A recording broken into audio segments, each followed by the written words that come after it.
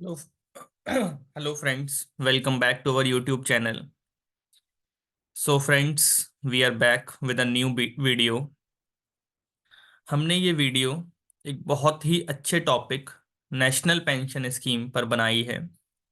In fact ये एक video नहीं है, ये एक सीरीज की तरह से हमारे चैनल पर आएगी। इसमें हम 3 से 4 वीडियोस बनाएंगे।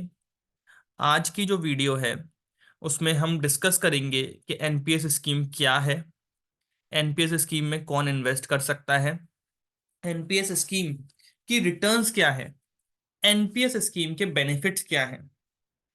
हमारी जो नेक्स्ट वीडियो आएगी उसमें हम बताएंगे कि एनपीएस स्कीम के टैक्स बेनिफिट्स क्या हैं, यानी कि एनपीएस लेकर के आप क्या क्या टैक्स में सेविंग्स कर सकते हो, आप टैक्स में क्या एग्जेम्पशंस क्लेम कर सकते हो, एनपीएस को विड्रॉ करने पर क्या टैक्सेशन आता है, एनपीएस के एन्युटी पर क्या टैक्सेशन आता है। हमारी नेक्स्ट वीडियो में हम ये पूरा चीज डिस्कस करेंगे और उसके बाद हम बताएंगे एनपीएस अकाउंट कैसे खुलाना चाहिए।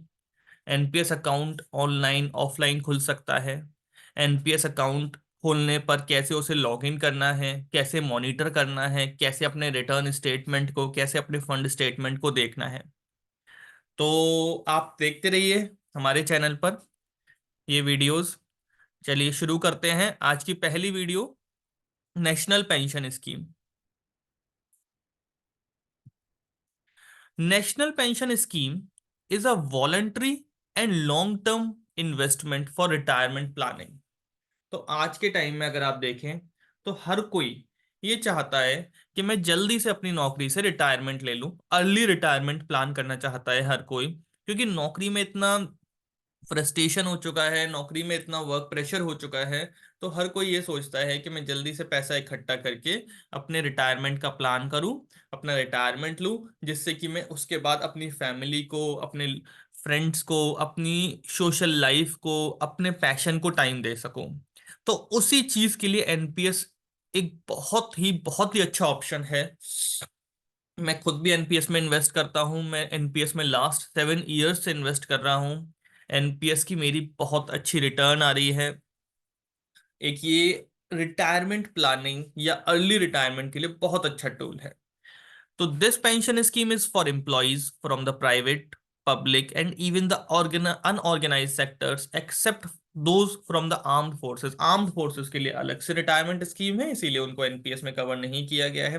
अच्छा, क्या ये सिर्फ एम्प्लॉयज के लिए है स्कीम? नहीं, इसमें एम्प्लॉयज यानी कि employed person as well as self employed person, यानी कि कोई बिजनेसमैन, कोई प्रोफेशनल, कोई चार्टर्ड अकाउंटेंट, कोई डॉक्टर, कोई भी इन्वेस्ट कर सकता है। इन्वेस्ट करने का तरीका भी एक ही है। इन्वेस्ट करने पर टैक्स के एग्जेम्पशंस अलग अलग हो सकते हैं, वो उनकी सैलरी है या उनकी बिजनेस इनकम है उस पर डिपेंड करेगा। तो it is a very good scheme for the one who want to plan for early retirement and has a low risk appetite. A regular pension scheme in your retirement years will be a boon, especially for those individuals who retire from private sector jobs.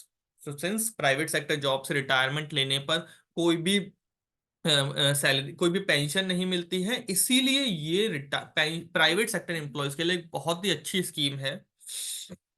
As a systematic investment आप इसमें SIP की तरह से भी invest कर सकते हो। आप अपनी एम्प्लॉयर को बोल दीजिए कि वो आपकी सैलरी से हर महीने 5,000 10,000 रुपए काट के आपकी स्कीम में जमा कर देगा, आपकी एनपीएस स्कीम में जमा कर देगा। तो वो आपके लिए बहुत ही अच्छी चीज है। अच्छा, यहाँ पर मैं आपको एक और चीज बता दूं कि हमने एक अपनी लास्ट वीडियो बनाई थी जिसमें हमने डिस्कशन किया था कि कैसे आप न्यू रिजीम में अपनी टैक्स सेविंग कर सकते हैं। तो उसमें भी हमने एक मेजर दिया था, एक टैक्स सेविंग हैक दिया था कि आप कैसे एनपीएस को यूज करके अपनी टैक्स सेविंग कर सकते हैं न्यू रिजीम में। न्यू रिजीम में बहुत ही लिमिटेड टैक्स सेविंग ऑप्शंस हैं। तो वहां पर हमने एनपीएस को आप कैसे एज अ टूल यूज करके अपनी न्यू रिजीम में टैक्स सेविंग कर सकते हैं वो देखिएगा जरूर। मैं उस वीडियो का लिंक ऊपर डिस्क्रिप्शन में डाल दूंगा, ऊपर आई बटन में डाल दूंगा, वीडियो के डिस्क्रिप्शन में डाल दूंगा। आप जाकर के उस वीडियो को देखिए। हमने उसमें 5 तरीके बताए हैं कैसे आप न्यू रिजीम में भी अपनी टैक्स की सेविंग कर सकते हैं। तो चलिए वापस आते हैं अपनी इस वीडियो पे। As a systematic investment it can make a massive difference in your life post retirement, retirement के बाद आपको बहुत अच्छी पेंशन मिल सकती है इससे।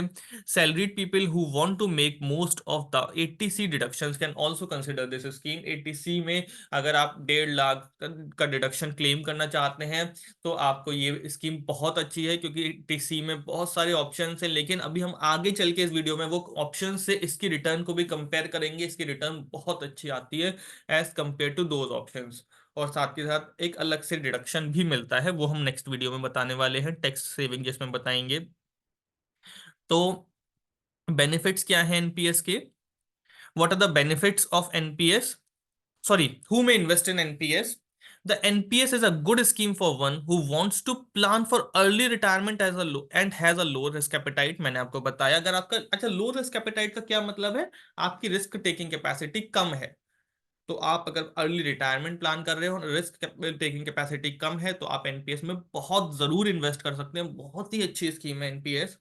इंडियन सिटीजन और NRI, non resident Indians aged between 18 to 70 years। HUFs are not eligible to subscribe to NPS. HUF eligible नहीं है एनपीएस अकाउंट खुलाने के लिए। एनपीएस एक इंडिविजुअल पेंशन अकाउंट है, तो कोई भी थर्ड पर्सन इसको नहीं खुला सकता है, जैसे कि पीपीएफ अकाउंट खुल जाता है, ये उस तरह से नहीं खुलेगा।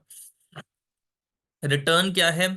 एनपीएस एक मार्केट लिंक्ड प्रोडक्ट, और आप सभी जानते हैं कि आज के टाइम में इंडिया में मार्केट लिंक्ड जो भी फंड्स हैं, मार्केट में कितनी अच्छी रिटर्न आ रही है हमारे पास, इक्विटी मार्केट हमारा कितना अच्छा ग्रो कर रहा है। तो ये क्योंकि एक मार्केट लिंक्ड प्रोडक्ट है, साथ के साथ प्रोफेशनली मैनेज्ड प्रोडक्ट है, तो इसकी रिटर्न इस समय बहुत अच्छी है। आप एनपीएस में जरूर इन्वेस्ट कर सकते हैं।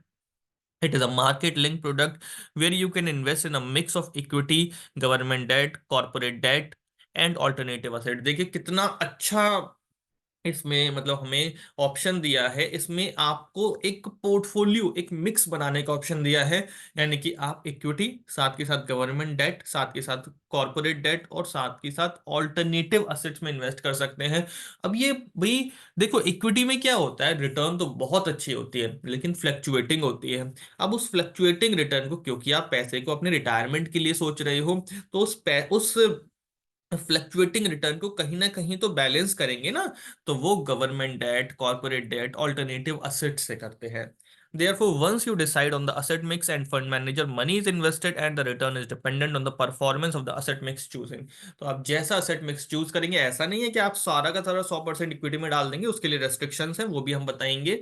तो लेकिन एक मिक्स चूज करने के बाद, आपकी मिक्स चूज किया जाता है आपके रिस्क एपिटाइट के ऊपर। आप जितना ज्यादा रिस्क ले सकते हैं, आप इक्विटी का एक्सपोजर अपने एनपीएस के पोर्टफोलियो में उतना ज्यादा बढ़ा लीजिए, लेकिन उसको बढ़ाने बढ़ाने की एक लिमिट है।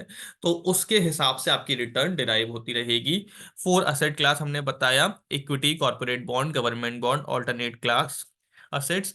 NPS is in effect for over a decade and so far has delivered 9 to 12% annualized return। मतलब आप देखिए, ये तो बहुत ही एनुअल, मतलब छोटे से रिटर्न है, 9 से 12%। मतलब आप देखिए कितनी अच्छी रिटर्न दे रहे हैं। ना तो आपको 9 से 12% की रिटर्न पीपीएफ अकाउंट में ना कहीं पर भी नहीं मिल रही है।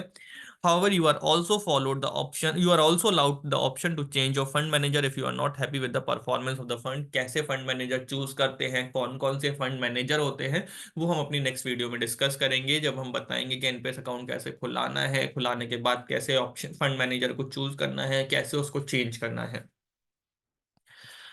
अब देखिए, हमने यहाँ पर एक छोटा सा कंपैरिजन बनाने की कोशिश करी है। एनपीएस की रिटर्न जो है 9 से 12% की है। Risk profile market related risk है और lock in period till retirement है।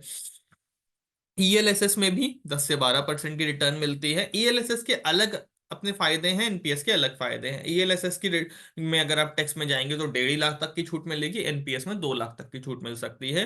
पीपीएफ 7.1% दे रहा है बस। 15 साल का लॉक इन पीरियड है, रिस्क फ्री है। एफडी 5 से 7% दे रही है, 5 साल का लॉक इन पीरियड है और रिस्क फ्री है। बेनिफिट्स ऑफ एनपीएस, एनपीएस के बहुत बेनिफिट, और सबसे बड़ा जो सबसे अच्छा बेनिफिट मैं मानता हूं, जिस वजह से मैं एनपीएस में इन्वेस्ट करता हूं, वो है रिटर्न। रिटर्न क्योंकि इसकी मार्केट लिंक्ड है, मार्केट में जाकर के ये इक्विटी में इन्वेस्ट कर रहा है और वो भी प्रोफेशनल फंड मैनेजर्स उसमें लगे हुए हैं, तो आपको बहुत अच्छी रिटर्न देखने को मिलती है एनपीएस में। Since a portion of the NPS fund goes to equities, the return may not be guaranteed. However, it offers a much higher return than traditional tax saving investments like the PPF. Risk assessment risk को calculate करा देता है, ये risk को limited करा देता है। कैसे? अभी हमने ऊपर बात करी थी कि चार क्लासेस में आप कैसे आपकी पैसे को बांटता है। जब आप 100 रुपए को मार्केट में लेकर के जाते हैं एनपीएस में, तो ऐसा नहीं कि 100 का 100 रुपए इक्विटी में चला जाएगा। उसमें से कुछ पैसा इक्विटी में जाता है, कुछ गवर्नमेंट बॉन्ड में जाता है, कुछ कॉर्पोरेट बॉन्ड में जाता है, और कुछ ऑल्टरनेट असेट क्लास में जाता है। तो since there is a cap in the range of 75% to 50% on equity exposure for NPS, the equity portion will be reduced by 2.5% each year beginning from the year in which investor turns 50 years of age। तो देखिए कितना प्यारा risk को calculate, risk को mitigate करने का तरीका है। क्योंकि जब आदमी की एज बढ़ती है तो वो उसकी रिस्क टेकिंग कैपेबिलिटी कम होती चली जाती है, वो ज्यादा रिस्क नहीं लेना चाहता। तो इन्होंने बताया कि जैसे ही आपकी रिस्क एज 50 पहुंचेगी, आपका इक्विटी एक्सपोजर की लिमिट 2.5% से कम होती चली जाएगी हर साल। क्यों कम होती चली जाएगी? क्योंकि आपकी एज बढ़ गई है, now you are not willing to take more risk. तो पहले 75% है, और 60 तक जाकर के वो 50% हो जाएगी। 2.5% पर एनम हर साल के हिसाब से गिर रही है, तो 10 साल में 25% कम हो जाएगी। रिटर्न की बात नहीं कर रहे, इक्विटी में कितना इन्वेस्ट कर सकते हैं उसकी लिमिट की बात कर रहे हैं, कैप की बात कर रहे हैं। This stabilized the risk return equation in the return interest of investors, which means the corpus is somewhat safe from the equity market volatility। तो आपका कॉर्पस सेफ है इक्विटी मार्केट वॉलिटिलिटी से। रेगुलेटेड है। अच्छा, क्या कोई रेगुलेशन भी है? कि ऐसा तो नहीं कि हमने आज एनपीएस में पैसा डाल दिया और हमारा कोई पैसा लेकर के भाग जाएगा, नहीं, ऐसा कुछ नहीं है। Scheme is completely regulated by PFRDA, pension fund regulatory development authority, और with transparent and investment norms. और आज के टाइम में अगर आप देखेंगे तो ये रोज, मतलब रोज तो नहीं कह सकते, मतलब बहुत ही फ्रीक्वेंटली एनपीएस की स्कीमें चेंज कर रहे हैं, उसको ज्यादा से ज्यादा एम्प्लॉय फ्रेंडली, लोगों का फ्रेंडली बना रहे हैं, यूजर फ्रेंडली बना रहे हैं। ज्यादा से ज्यादा कोशिश कर रहे हैं कि लोग एनपीएस में इन्वेस्ट करें। बहुत ही अच्छे रूल्स रेगुलेशंस नॉर्म्स प्रोसीजर्स इन्होंने बना रखे हैं। Investment norms, regular performance reviews and monitoring of fund managers by NPS trust. NPS trust बना हुआ है जो कि फंड मैनेजर की मॉनिटरिंग करता रहता है। Flexibility, the NPS subscription is flexible. आप कितना भी सब्सक्रिप्शन कर सकते हैं। एनपीएस सब्सक्राइब कितना भी, मतलब लिमिट, लोअर की लिमिट है और अपर की लिमिट है, मतलब, लेकिन ऐसी लिमिट नहीं है कि भाई आप को मैंडेटरी है कि भाई इतना करना ही करना है। जो लिमिट्स हैं वो हम अगली वीडियो में डिस्कस करेंगे। जैसे कि 500 रुपये आपको साल भर में डालने हैं, 1000 रुपये डालने हैं, 6000 रुपये डालने हैं, वो लिमिट्स हैं। NPS subscription is flexible. NPS subscribers can contribute to the fund, NPS fund at any time in a financial year and can also change the amount of subscriptions। यानी कि अभी आप मान लीजिए इस महीने आपके पास 10,000 रुपये स्पेयर है, डाल दीजिए। अगले महीने आपके पास 15,000 रुपये स्पेयर है, डाल दीजिए। उसके अगले महीने 5 ही हजार है या नहीं है, मत डालिए, कोई नहीं, कोई आपसे कुछ नहीं कहेगा।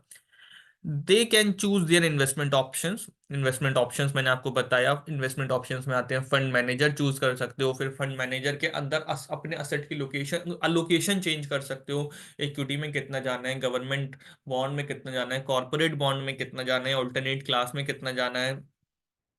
They can operate their account online from anywhere and continue it even when they change their city and employment। मैंने खुद एम्प्लॉयमेंट चेंज किया है, मैंने खुद अपनी सिटी चेंज करी है, पर एनपीएस अकाउंट में कोई दिक्कत नहीं आती। एनपीएस अकाउंट एक बहुत ही अच्छा टूल है, जहां पर आप कहीं से भी पैसा उसमें ऑनलाइन इन्वेस्ट कर सकते हो, अपने अकाउंट को ऑनलाइन मॉनिटर कर सकते हो, अपने अकाउंट को ऑनलाइन चेंज करा सकते हो। अगर आपने आपने आपने कोई भी असेट एलोकेशन चेंज करानी है, आपने कोई भी पेंशन फंड मैनेजर चूज कराना है, चेंज कराना है, बहुत ही अच्छी चीज है, बहुत ही कंफर्टेबली हर चीज एनपीएस अकाउंट में हो जाती है। तो थैंक यू वेरी मच। ये थी हमारी छोटी सी वीडियो एनपीएस के ऊपर।